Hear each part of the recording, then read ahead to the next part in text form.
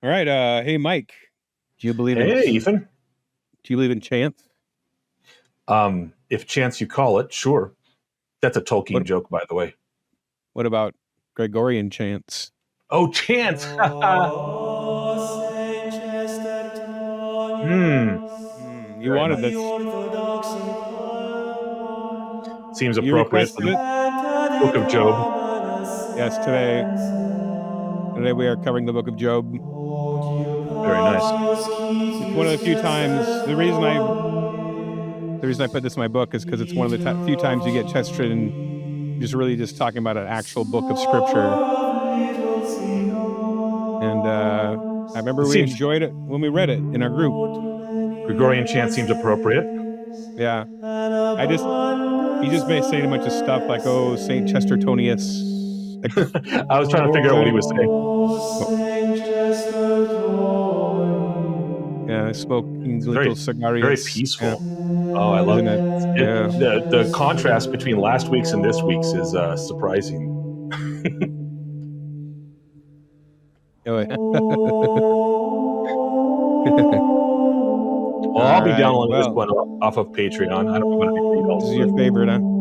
Okay. I don't know if it's my Cool. favorite, but it'll be good to be in the background for work music. You'll meditate to it. You're listening to another episode of Chesterton's Gateway with Ethan, Nicolle, and Michael Grumbine, and me, AI Chesterton. There, Michael, you've got your Gregorian chants. Are you quite satisfied? Quite. Thank you. Thank you, Chesterton. All right. Yes, that is Oh Saint Chestertonius.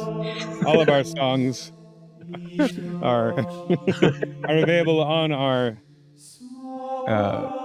what is it? Chesterton's Gateway. That's the name of this podcast. Well, there's you search Chesterton's Gateway on like Spotify or Apple. You actually get 3 results because it's an audiobook, it is a podcast, and it is a band. If you go to the band, you will find every song that has come out on here. Once I get this one up, this one's not up yet, but by this time this is out, it probably will be up. Who knows? So we're going through my book. Sorry, go ahead, Michael. You said Can you do lyrics? I haven't checked the band. I just listened to the songs. Oh, the lyrics. I don't know. There's no option when I upload it to post the lyrics. I don't know if there's a way to do that. I didn't know how. I use Amazon Music most of the time, not Spotify. So I could make that a Patreon feature. I'll post the lyrics on the Patreon for everybody wants. So I think people might like that. Because your lyrics, some of them are very good. Like I want to know what the lyrics are to the Gregorian chant that I whined about until you did it. I have to find that. Yeah, that could be I'll find it for you. All right. Well, here we are. We're going through. This is Chesterton's Gateway, the podcast, and in this podcast we go through Chesterton essay by essay, read by AI Chesterton, a voice using Chesterton's real voice, one of the few recordings we have of it, to read his works to us and to react to them, basically paragraph by paragraph, often half paragraph by half paragraph, because he writes some really long paragraphs. Right. And I just, I though I love Chesterton, I don't understand a lot of things he says, and Michael's very good at contextualizing things and helping dumb them down for me. So he's like the mother bird chewing the worm up and spitting it in my mouth, and I appreciate that. So we're going to be doing another 3-parter, and I believe that this was an introduction. I don't know if just the Book of Job was published as an individual book, and Chesterton wrote the introduction to it. That's what I think that's what this is, or it was in some book of something. But he was asked to write an introduction to the Book of Job. So this is Chesterton's introduction. The book that I found, it says, is called GK as MC, but I don't know if that's actually the name of a book. It sounds like a rap album or something. Yeah, I was gonna say, sounds like like club music or something. Sounds like one of my. It sounds like one of my songs here. Exactly. There we go. That's GK as MC right there. That's our version of GK as MC.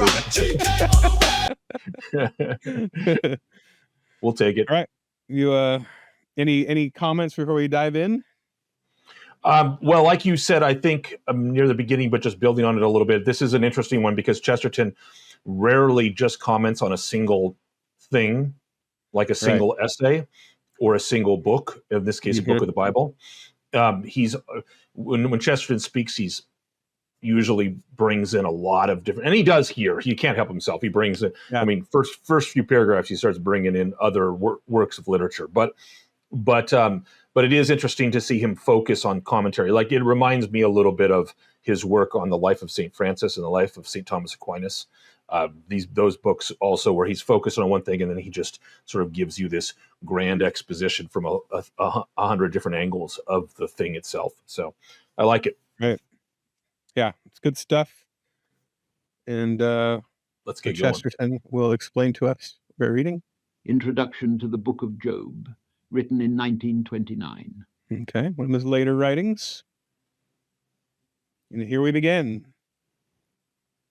The Book of Job is among the other Old Testament books, both a philosophical riddle and a historical riddle. It is the philosophical riddle that concerns us in such an introduction as this, so we may dismiss first the few words of general explanation or warning which should be said about the historical aspect. Controversy has long raged about which parts of this epic belong to its original scheme and which are interpolations of considerably later date. The doctors disagree, as it is the business of doctors to do.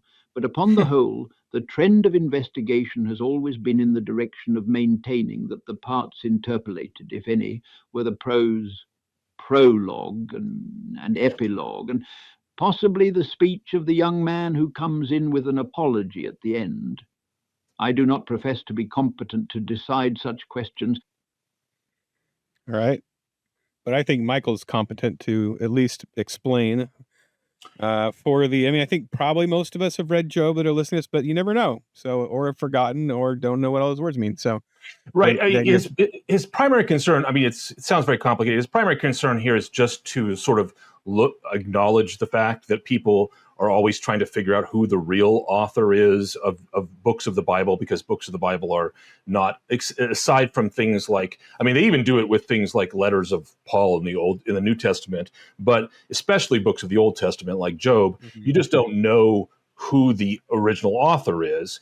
And in many cases, it's suspected there might be more than one original author. There might be people building on things. As Christians, as a Christian, Chesterton would say the true author is God of any book of the Bible, but the question of human provenance is important. And so he's just acknowledging the general controversies around the fact that the book of Job has different literary styles, like it shifts from poetry to, and it feels like there's almost different authors. The style of writing is different at different places, at least three of them. So he's just doing his job to acknowledge this is a dispute that happens, that he doesn't really have the competency to decide. That's a Chesterton thing, by the way, that last part. He loves saying, I'm not competent to talk about this thing. And then he proceeds to go and talk about it. Yeah. So. And the structure, just to kind of remind people of Job, is it does start off as what it feels like. Would you say poetry? Yeah. It feels like an old poem, like the Iliad or something, right? Right. It's telling a tale of something that happened long in the past with a hero and a villain, couple, prologue. Yeah. So it has that section of what's happening, and then it gets into the life, and it becomes more of a. It has parts that are similar to the Book of Psalms, where it's a man calling out to God about things, and then except that it has a differences where God responds, and then you have these interstitial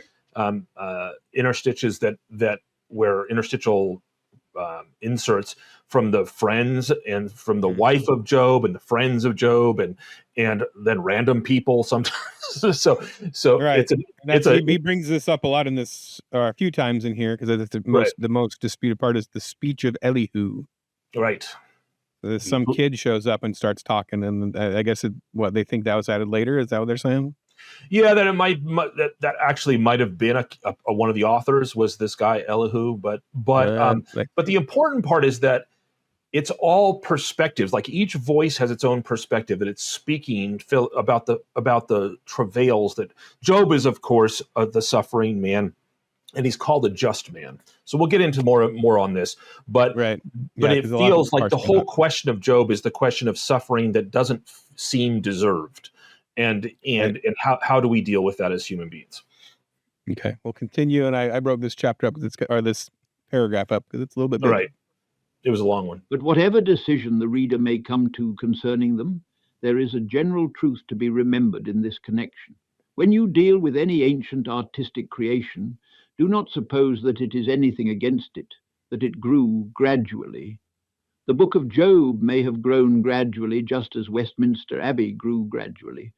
But the people who made the old folk poetry, like the people who made Westminster Abbey, did not attach that importance to the actual date and the actual author, that importance which is entirely the creation of the almost insane individualism of modern times. Yeah. So quick, Westminster Abbey was Right. added So to over time. Is that what the idea yeah, there is? like a lot of the cathedrals of Europe, almost Europe. all of them, in fact, Westminster Abbey was built over centuries. It was destroyed, it was burnt, partially damaged, it was rebuilt, and so the works. I went to one of my favorite things, which I may or may not have mentioned on this podcast yet, but I know you've heard before, Ethan. But I went to school for my master's degree in England, and it was just tons of fun. But I actually went to school in a castle. Some of my classes were in a castle across from a medieval cathedral that was built over a 300-year period. So randomly, I've been to the same. I've actually been to that castle, and I've not been to the UK much. It's just randomly. Oh, nice. It's Yeah, the only Durham. castle I've been to. Durham. Yep. Durham Castle and Durham Cathedral on the Castle Green, and so it's a reality of the medieval world that when they built these great works like Westminster Abbey, they did it over long periods of time. There wasn't like a single architect that did all of it. There might have been an architect or two at the beginning that designed the first part, but inevitably they got added to, they got destroyed, they got damaged, they got rebuilt, and then ultimately, they are in the current form they are. But yeah, so he's making a point of, he's saying that literary works can be the same way. And the insane individualism of our times, I think it's interesting that with something like that, where it was built, something that was built upon, you almost can't imagine a thing from today being built upon over centuries, because it seems like in those times, the truth of a thing was so important that these different generations were adding to this truth. And it almost like the author didn't matter. And then for us, the author is the only thing that matters, it feels like, and culturally, well, who wrote it? What's the perspective? What race are they? It's true. And I worked in construction, and how gay are they? Yeah. Exactly. What are their sexual proclivities of the architect of this building? Like, who cares? What kind of porn are they into? I got to know that. Exactly. And so, we are rather insane in that regard. But I worked in construction, and it was a very big deal who the architect of a particular building was. They would make a big deal about it. They tried to get their name in magazines and digital publications, and they wanted recognition. Interestingly, we rarely know the master architect, a master builder they were called back then, but we would call him an architect. A little too close to another word. Yeah, well, that word wasn't in use much back in those days. But the architect of Durham Cathedral, for example, or Westminster Abbey, you might find out who they were because they would sometimes carve their initials on the cornerstone blocks or some of the key pieces. But it wasn't like the people who were in their time knew who they were, but they weren't actually as important as the people that actually paid for it, and then the people that built it over centuries. And it was like you said, it was a participation in their faith. In the case of works like Westminster Abbey, it was how they could basically join in a great religious work. These people who weren't even. I'm moving beyond the architects now. I'm talking about the people that actually built it and donated to it. Their names are never known, or their work, they couldn't even read, but they could help build this cathedral over time. So he's saying that there are works in literature that are like that too, and he's saying the Book of Job was probably like that. All right, we'll continue this paragraph. We may put aside the case of Job as one complicated with religious difficulties, and take any other, say the case of the Iliad. Many people have maintained the characteristic formula of modern skepticism, that Homer was not written by Homer, but by another person of the same name. Just in the same way, many have maintained that Moses was not Moses, but another person called Moses. But the thing really to be remembered in the matter of the Iliad is that if other people did interpolate the passages, the thing did not create the same sense of shock as would be created by such proceedings in these individualistic times. The creation of the tribal epic was to some extent regarded as a tribal work, like the building of the tribal temple. Believe then, if you will, that the prologue of Job and the epilogue and the speech of Elihu are things inserted after the original work was composed. But do not suppose that such insertions have that obvious and spurious character which would belong to any insertions in a modern individualistic book. So here the contrast is between individualism and tribalism. So we think of things as things that a person builds. If you write a book, then it's your book, and if somebody 50 years afterwards comes in and inserts paragraphs in different chapters in that book, we would consider that to be a kind of some injustice, literary injustice done, and it would be fake. The people of the ancient times, they didn't, especially because these books were first oral traditions, just like Homer and the Book of Job would have been, where they were repeated to each other, and then they were written down later, but they weren't written down in the sense of, this is my scroll of Job and I'm the author of Job. It was, this is our tradition of of this great patriarch, or this man Job, who underwent these things, if you're a Jew, for example. And so we're passing down this oral tradition, which then eventually makes itself way onto scrolls, but it's not owned by a person. It's a tribal effort, as Chesterton says. So in other words, people nowadays, and this is important because people nowadays think of it as fake or disingenuous if something's inserted, like the prologue is inserted at the beginning of Job that tells the story of Satan and God and their wager about this just man Job. There's something fake about that in our mind, but in the tribal mind and the minds of people throughout history, that wasn't the case. They didn't view that as disingenuous. They viewed that as a natural outgrowth of the message that's being sent down through the ages. So anyway. Right. And I can't remember exactly which chapter it is. I think it's in Orthodoxy when Chesterton talks about the democracy of the dead. Oh, and yeah. I don't know have some respect for the concept of democracy, or, letting everyone have a vote and, taking into consideration whatever the majority thinks, then these traditions, these stories, it's almost, it's worth considering that they came from, like, this is a story built by a whole culture. And so this is what they've passed on, that's passed through time and lasted as something that a lot of people, though they're dead, considered very important. And that almost, to me, it makes it more important than a story written by one guy everybody thought was really cool at one period of time. Right, exactly. And that's yeah, it is. It has a kind of a weight, that tribal memory, or tribal work that Chesterton talks about, or that deference for the dead, and their voice. It has a powerful weight that I think that we miss in a lot of modern society. Yeah, where we focus entirely on ourselves. We're very narcissistic. We tend to focus on ourselves and not pay attention to the past. But we have to understand that humanity has not been this way. This was the defining mark of the religion of the Romans, for example. They took the Greek gods, but they didn't really care about the gods that much. They cared about Rome, and they cared about their personal ancestors. So they would have statues. You see this actually in Gladiator, little clay statues of their own ancestors, and they prayed to them and wondered what their ancestors would think of their own actions. And they held themselves up to account based upon what they had heard about their ancestors, those being their fathers, their grandfathers, their 6 times great-grandfather.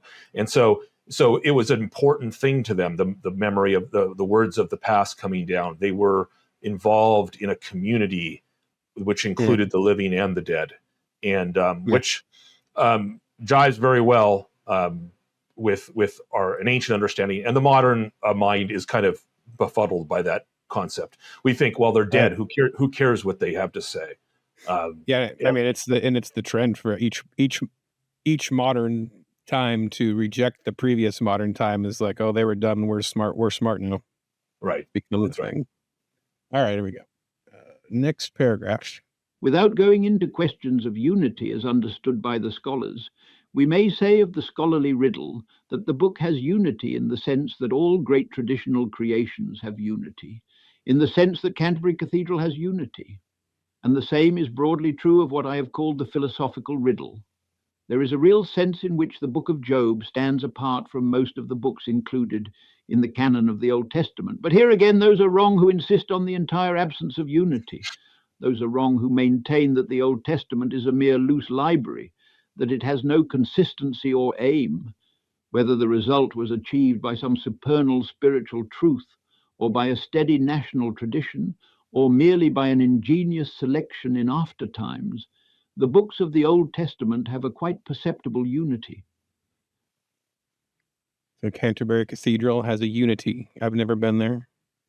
Oh, it's beautiful. Yeah, and its unity comes from the fact that when it was rebuilt and restored, people tried to look at the spirit, the architecture in which its architectural spirit that it was built in, and also its uses. So famously, my brother he's a classical architect, and he builds churches. Never heard of him.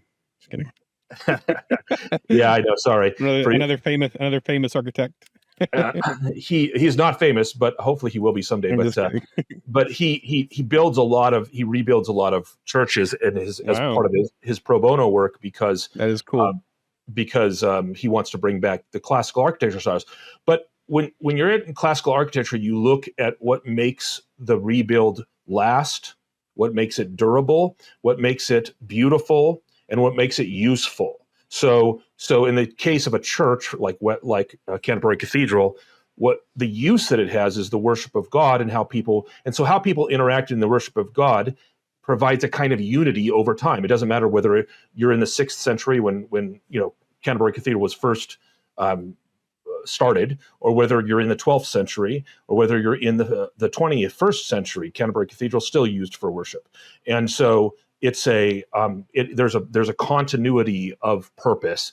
And Chesterton's pointing out that when you look at the book of Job, there's a continuity of thought, and it's a single thing, even though it may have been crafted by many hands. There's a unity there. Mm-hmm. As Christians, we might say, well, we think that the source of that unity, and Chesterton would say this, would be divine as well, but nevertheless, even from the human side, there's a unity. All right, let's continue this. I broke this next paragraph as well. Okay. The central idea of the great part of the Old Testament may be called the idea of the loneliness of God. God is not the only chief character of the Old Testament. God is properly the only character in the Old Testament. Compared with his clearness of purpose, all the other wills are heavy and automatic, like those of animals. Compared with his actuality, all the sons of flesh are shadows. Again and again the note is struck. With whom hath he taken counsel? Isaiah 40:14. I have trodden the winepress alone, and of the peoples there was no man with me. Isaiah 63:3. All the patriarchs and prophets are merely his tools or weapons. For the Lord is a man of war. He uses Joshua like an axe, or Moses like a measuring rod. For him, Samson is only a sword, and Isaiah a trumpet. The saints of Christianity are supposed to be like God, to be, as it were, little statuettes of him. So maybe just a quick, even though I think most people might get those analogies, just a little broadening out of Joshua as an axe, Moses as a measuring rod, Samson as a sword, Isaiah as a trumpet. Right. Did you want to say something about that? Yeah, I got a brief expansion on those. Right. So Joshua chopped a lot of wood. Yeah, Joshua is infamous and famous he was the leader of the Jews when they entered into Canaan. Moses couldn't enter because he disobeyed God. So when he came in, Joshua was a leader of war because the Lord told him to go and basically destroy all the peoples that were there so the Israelites could have a home. So God gives, very controversially, God gives permission for a kind of genocide And Joshua is the axe that goes and chops down the trees of all the peoples that were living there.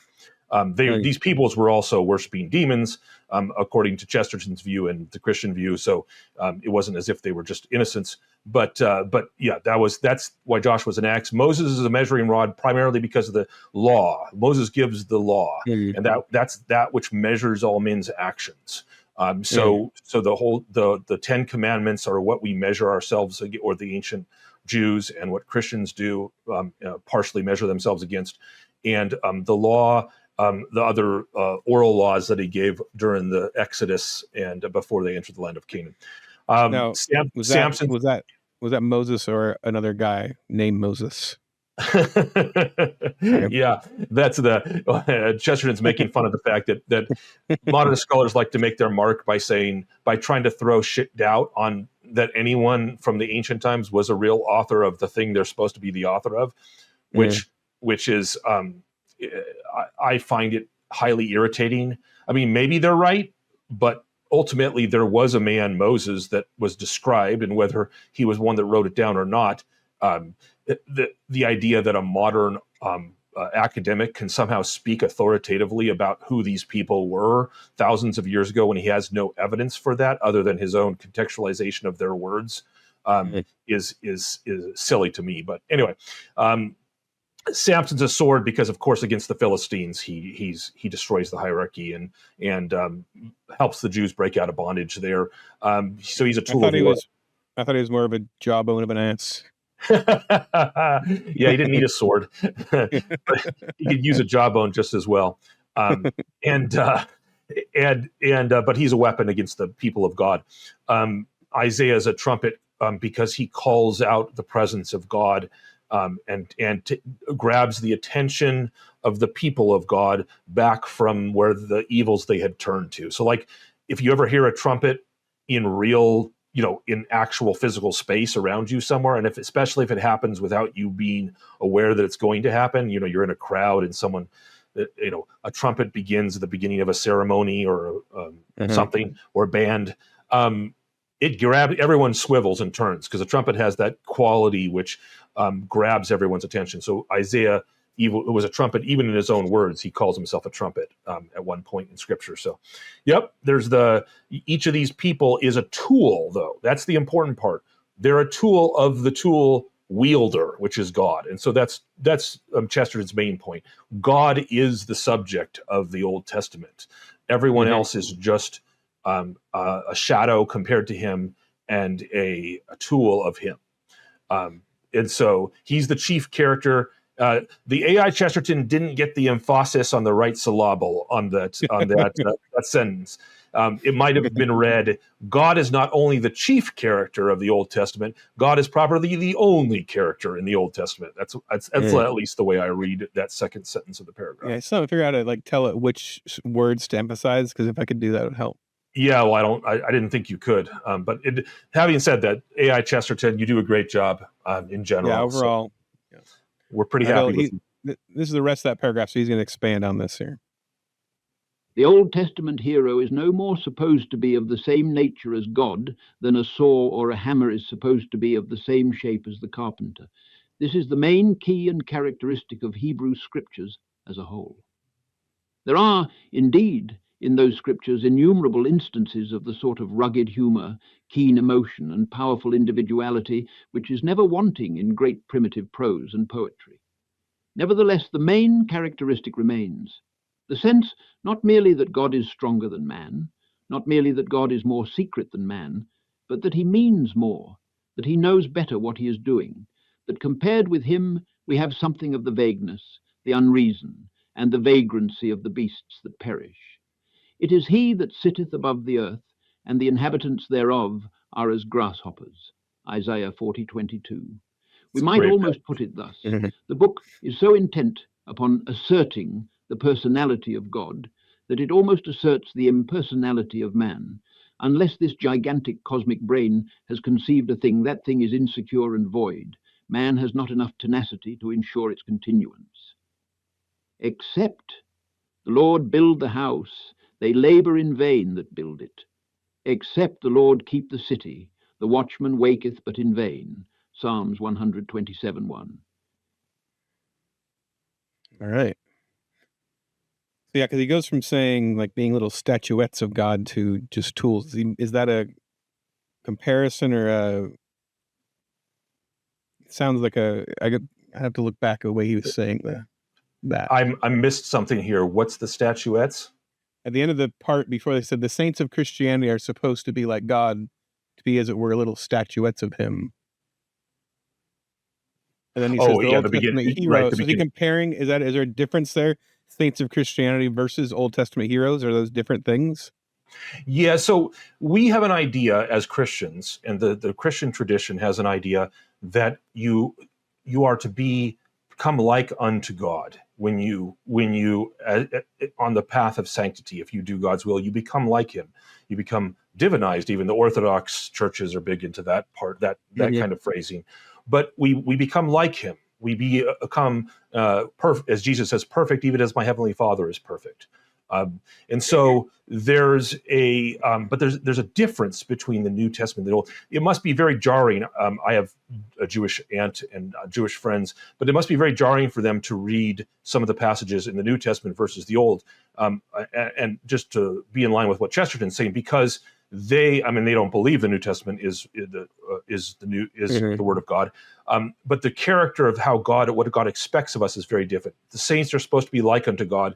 The characters in the Old Testament are, even if they're called just men, like Job is, or Abraham, Abram before he became Abraham, they are nevertheless in opposition. Like their weaknesses are shown, how they're not like God is shown, and this is on great prominence in the book of Job, and we're going to get more into it, so I won't delve into some of the passages yet, but they're not like God. God is the thing above all, and the thing which we, even in our greatness as men, fail at. So there's a contrast in the Old Testament that there's not in the New Testament. So that's, I think, what he's getting at there. I love his comparison to us as grasshoppers, because of course what grasshoppers do is they jump all over the place. They're kind of random, but then they move in clouds and they devastate everything they move to. So they're kind of these unthinking, and they just eat, and then they just move from thing to thing. They have no ability to provide for themselves. They just sort of move from place to place looking for things to destroy. I mean, they don't think of it as destroying; they're just feeding themselves. But But anyway, it's Isaiah is known for his harshness in what he compares men to. He's not a gentle prophet. Yeah, when I read Little House on the Prairie, there's a scene in there where the grasshoppers devastate, and I just had never really known how insane it is. Like, it's crazy. I can't imagine living through something like that. Yeah, and it's not an accident that one of the plagues on the Egyptians was the plague of locusts. All right, this will be our final paragraph for this episode. Here we go. Everywhere else, then, the Old Testament positively rejoices in the obliteration of man in comparison with the divine purpose. The book of Job stands definitely alone because the book of Job definitely asks, but what is the purpose of God? Is it worth the sacrifice even of our miserable humanity? Of course, it is easy enough to wipe out our own paltry wills for the sake of a will that is grander and kinder. But is it grander and kinder? Let God use his tools. Let God break his tools. But what is he doing, and what are they being broken for? It is because of this question that we have to attack as a philosophical riddle the riddle of the book of Job. And thus we shall attack it. Right. And so the key there is that, as I've mentioned a couple times, Job is called a just man. He's a good man. He praises God. That's God's wager with Satan at the beginning in the prologue, that he will not curse God.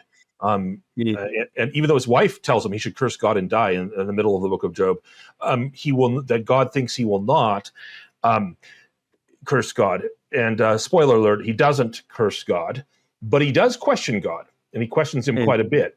And the basis for the questioning is Job's goodness. Job is described as a just man. That's a very hard thing to be a just man. There are only a few people in all Scripture described as just, including Job and Abram and Joseph, the wife of Mary, in the New Testament, etc. There's a few others, but the wife of Mary? Did I say wife? Sorry. All right, internet, Man, go for it. burned him. Man, All right, the husband that's of Mary. rough on stepdads. Yeah. Oh, bad. But if Job isn't just, then he has no basis for questioning God. But because he's just, and God is allowing him to be broken and taking away all the things, he's allowing his children to all die, his property to be taken away, he himself is filled with diseases and pestilence, and like he takes away his good health and his possessions and his children, and his friends abandon him and everything. But he's a good man. So on what basis ought God to break his tools? Since we've established that God, for in the Old Testament, everyone is a tool of the Lord in a different way. So that's going to be the primary philosophic question that Chesterton's going to try to tackle in this essay. I have a quick side question before we end this episode. I've always kind of wondered about, because it is said in the scripture that no man is good. But then, so when Job is called a good man by God, is that a contradictory statement? No. So he's a just man. So he's called a just man. And when there's a lot of commentary on that scriptural passage that you're talking about, like no man is good but God. What you have to reconcile that with is passages like the one I mentioned before, where we're called to be perfect as God is perfect. So if we're not good, it can't mean when Christ says no man is good but God, or even when God says it in different ways in the Old Testament, it can't mean that we can't have goodness in us. It has to mean something different, because God calls us to have goodness in us and of different types. So it has to mean, according to various commentaries of fathers and doctors of the church and saints and commentators, that the source, no man is the source of goodness except God. So it's God from whom all blessings flow and all goodness flows. But so he is the good. Socrates would agree with this. He would say God is the good with a capital G. He's the source of all goodness.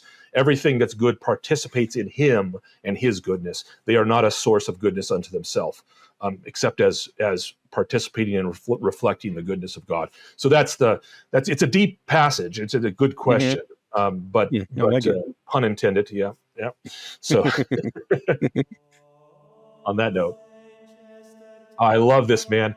All right, I'm going to start pushing for more Gregorian chant. I know it goes against your punk roots, but my entertainer in me is like, do you just feel like you want to fall asleep? Is that what when you hear this?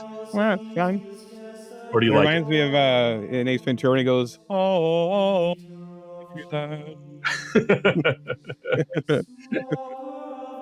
It has. The kids have to admit, Gregorian chant has its own vibe. It does have a vibe. Well, I wanted to quickly read a review we got on iTunes. I want to thank people who go on iTunes and rate and review our Apple Podcasts. This is from Jeffed Up. The headline is "Man Alive, What a Great Show." And he said, "Such a great idea for a podcast for Chesterton fans. AI Chesterton is a great narrator. The commentary is really insightful. I'm looking forward to the day Chesterton's Gateway headlines Coachella." Whoa. That'll be interesting. It's like a turn at the end. It won't be with this Gregorian chant, that's for sure. Probably not. Yeah, I don't know. You never know. Maybe last week's episode. Different styles of music make their comebacks, so. That's true. Yeah. That's true. All right, well, don't forget to join us on Patreon, where you get extra videos, extra little insights, all kinds of little bonuses. We have a PDF of the whole book everybody can join in on and add comments and questions to. We get the episodes early. And so join us over there.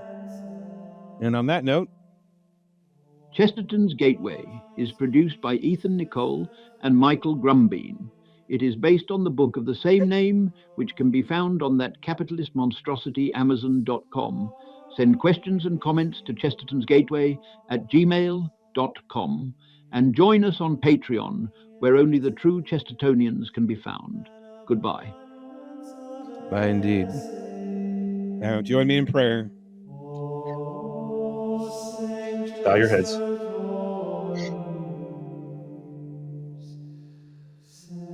I love it, man. I love it.